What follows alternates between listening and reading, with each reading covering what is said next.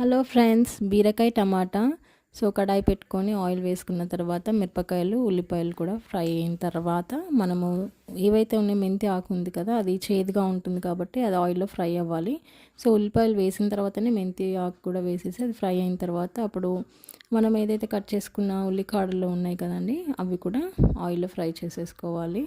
దాని తర్వాత కచ్చాపచ్చ దంచిన వెల్లుల్లి యాడ్ చేయాలి. అవి కూడా కొంచెం లైట్గా ఫ్రై అయిన తర్వాత అప్పుడు మనము బీరకాయలు ఏవైతే ఉన్నాయో అవి మనం పీల్ చేసి కట్ చేసి పెట్టుకున్నాం కదండి, అవన్నీ కూడా ఇక్కడ సిమ్లో మాత్రమే ఉడికించుకోవాలి. 90% ఉడికేంత వరకు మూత తీయకుండా స్టీమ్ మీదనే ఉడికేలాగా ఆవిరిలో ఉడకాలి.